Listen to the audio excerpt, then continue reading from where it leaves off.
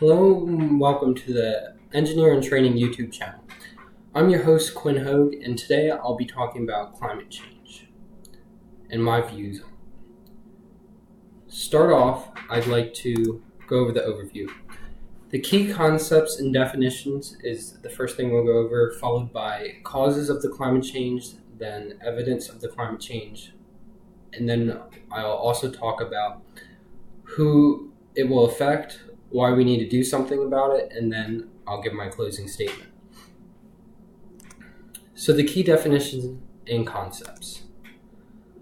What is climate change?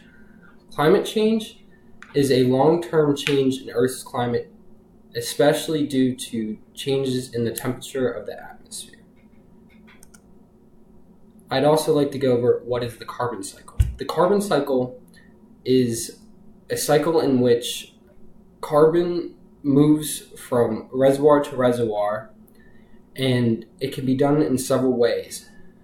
So trees have the ability to absorb carbon through the process of photosynthesis, and then oxygen is given off by the trees. Also, when plants and animals die, they cause carbon to be put into the soil, and some of that carbon is also released as they decompose. And there's a air-gas exchange between the sea and the atmosphere, in which carbon dioxide is absorbed by the ocean and released by the ocean. But the one factor here, which you can see in red, is the human emissions, which is adding a net positive effect and causing the levels of CO2 to increase in the atmosphere. Because we as humans are having an effect on this, there's no longer the balance between the carbon cycle, and this is what is causing climate change, or one of the big factors that causes climate change. I'm also going to talk about what a feedback loop is, a positive feedback loop. So each of the factors of climate change have an impact on the temperature of the Earth as well on each other. For example, the increases in temperature cause the ocean to warm. A warmer ocean can hold less CO2, and therefore the CO2 increases, causing the atmosphere to warm. It's an endless cycle that just keeps repeating itself. And this is part of the issues with CO2, is this positive feedback loop. So instead of just having a direct effect, it has an amplification effect. I'm going to go through the causes of climate change very quickly here.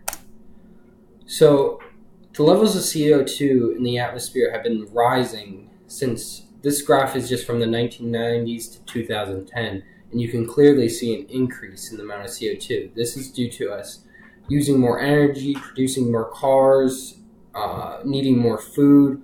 All of that stuff has an effect on the levels of CO2 in the atmosphere. And the biggest portion here, which you can see, is energy. Could be eliminated through cleaner ways of producing energy, such as nuclear, hydroelectric, and wind or solar. And therefore, because the levels of CO2 are increasing, you can see that this is directly also due to like this category here, which is other sources, which is due to things such as volcanic activity and other things like the ocean warming and releasing more CO2 into the atmosphere. So it gives us also a sign that the Earth is warming. And some of the uncontrollable factors include the tilt of the Earth's axis, the changes in its orbit,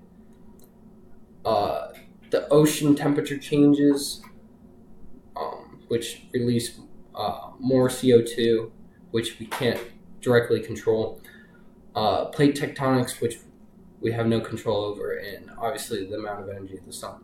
This picture here gives us an idea of what I mean when with a change of the tilt of the Earth's axis.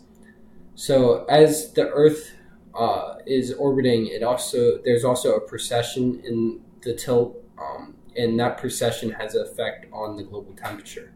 Also, its orbit is not a regular orbit and varies over time. So how do we know that humans are causing climate change and making it worse? So looking at this graph here, right here, we can see that this is what we have in here in the yellow and gray is the model. This is what the temperature should look like based off the model. And we can see that this is using only natural forcing, and the black line here is the actual trend in temperature. And as you can see, it doesn't match up. So based off of this, if you look at a graph where natural and human forcing are added to the factors, you can see that the data from the model almost perfectly lines up with the observed temperature.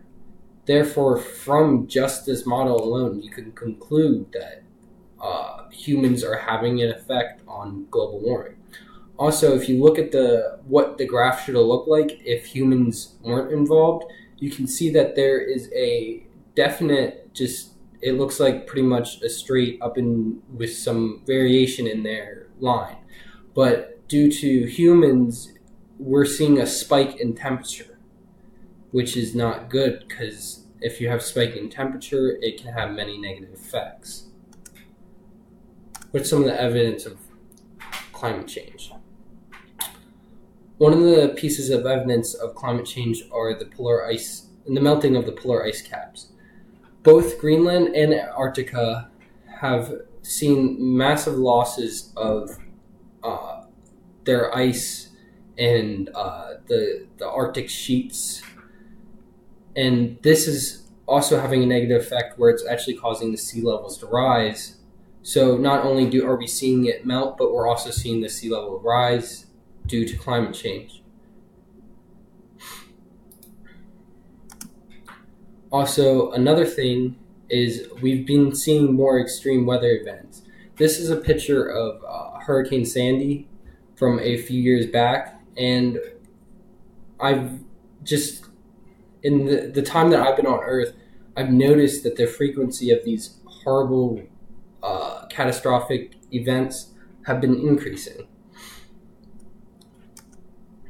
Also, we've seen the global average temperature rising over the period of 200 years, or a little less than 200 years, since the start of the Industrial Revolution.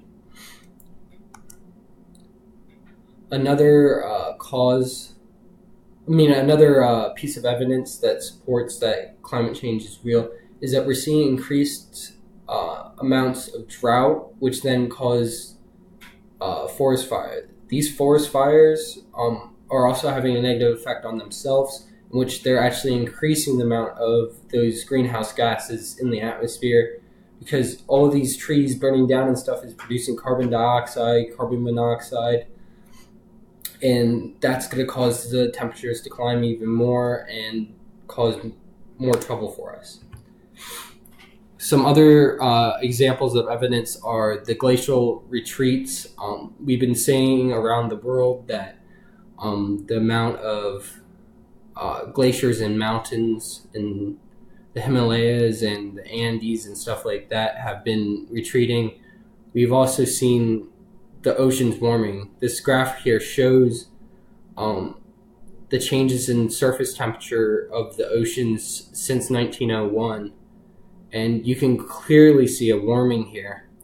A few places it's a little bit cooler, but other than that, you can see a general warming. And this is causing, like said earlier, more CO2 to be released. And this CO2 is causing it to warm even further. We're also seeing decreased snow cover, and by that I mean in the northern hemisphere we usually see snow cover for a good bit through spring, but now it's early and earlier in spring that snow cover is melting and we're not seeing any more snow. We're also seeing a rise in sea levels, as talked about earlier, and ocean acidification. Who's at risk? Everyone is at risk. It doesn't matter if you're rich, poor, doesn't matter your race or anything, everyone's at risk for climate change. Those living in poverty and children and elderly are most at risk for dealing with issues from climate change, and also those living on the coast are going to see it first. But as of right now, everyone should be worried about it. It should be in everyone's mind. We got to get something done about this. And one of the best arguments I've heard was from Greg Carvin, who posted an argument on YouTube in 2007, and his video has over 1 million views, or 7 million views, and is still relevant today. And I'm going to go over pretty much what he said. So he set up a chart, and he gave us two options. We do something about it, and we don't do something about it. Climate change, and then he also put here either climate change does exist or it doesn't exist. So if climate change doesn't exist and we did something about it, the worst that can happen is a global depression because of all the waste of money. If we did something and climate change does exist, money's well spent, so we're good there. If we don't do anything and climate change is not real, then we didn't waste any money and you're good. But if we don't do something and climate change is real, the world as we know it is pretty much over. We're going to have catastrophes economically, politically, socially, and environmentally. In the health system, everything's just going to go downhill. So if you could pick a ticket, just pretend they're lottery tickets, if you could pick one, you'd obviously choose option A over B. And now I'm going to go over my closing thoughts. So climate change is clearly real.